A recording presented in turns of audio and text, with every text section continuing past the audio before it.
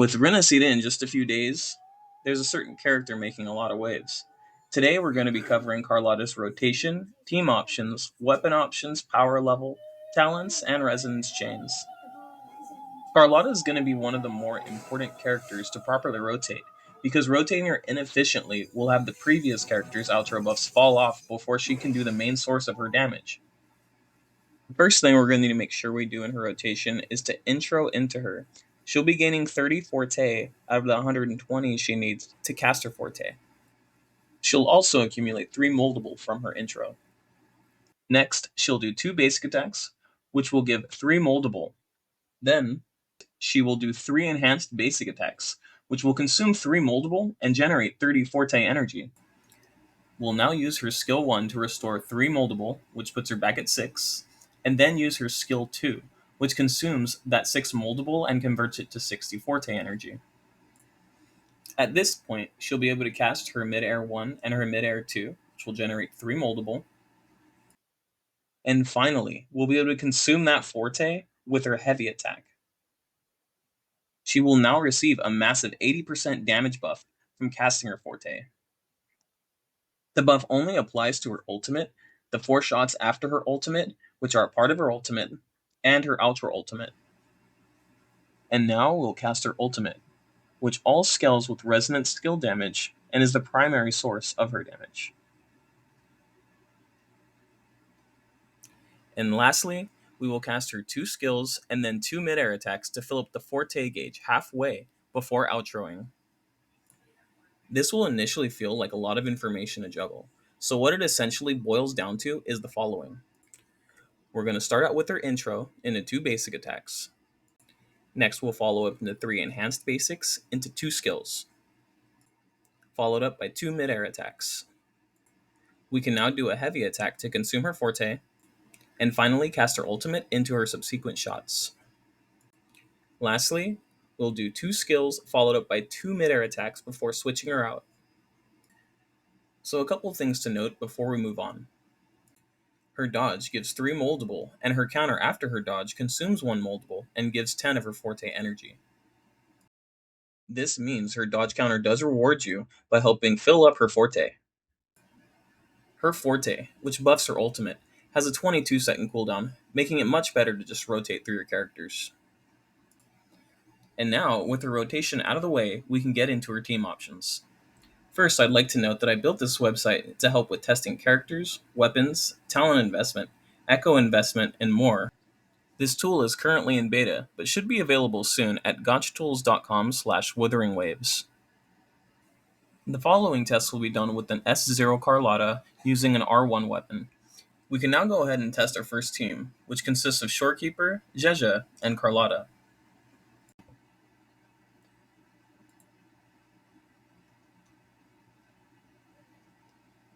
So the first thing to note about this is we can actually see her Forte right here, her ultimate, her first cast, her 4 death nails, which are also liberation, and her last liberation. So another thing to note is the duration of Jeja's buff lasts just long enough to get off Carlotta's main source of damage. So in order to understand why that's a big deal, let's try switching out Jeja for Lumi.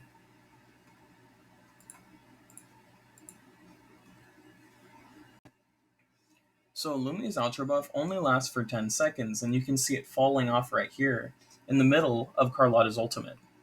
Now, this is an S6 Lumi, which does give Carlotta a 20% attack increase, but it's still not quite at the level of Jeja.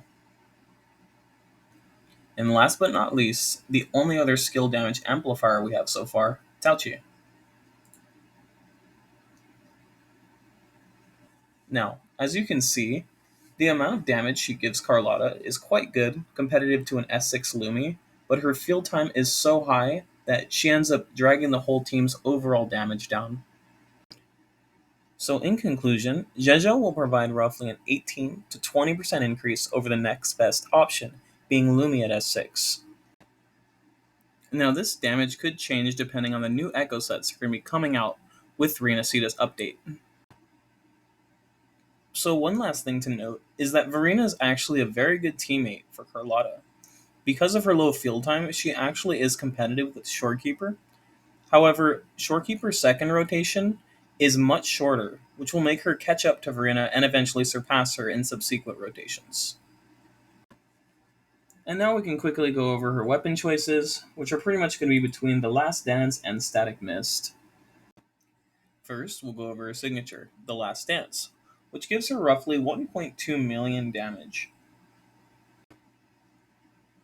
Next, we can take a look at the Static Mist, which provides roughly 1.08, or about 100,000 less damage than her signature.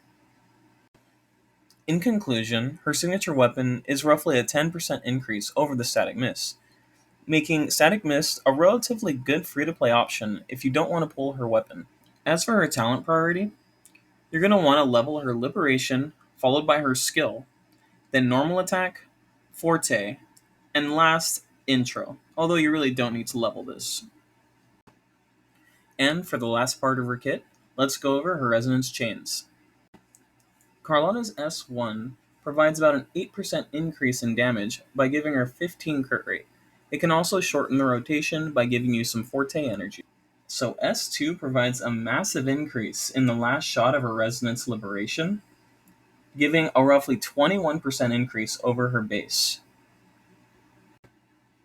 So S3 buffs her two skills and her outro, resulting in a roughly 37% increase over base. So S4 is probably her worst resonance chain, providing a small increase, yet it's a 42% total increase over base. I stand corrected, as her S5 gives only a 4% increase over her S4.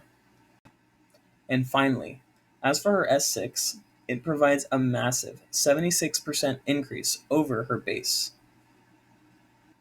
And as you can see, her S6 makes her Death Knells, which are the subsequent shots after casting her ultimate, a massive buff. And for many of you that are going to get S6, you're probably going to R5 her weapon. This puts her at a 98% increase over her base. So in conclusion, her Resonance Chain's breaking points are 2, then 3, and 6 will be her biggest.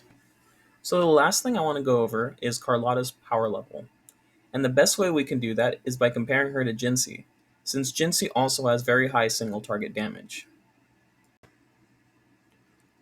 So as you can see, Jinsei's power level is actually very close to Carlotta, having a lot of her damage in that huge burst that she does with her skill.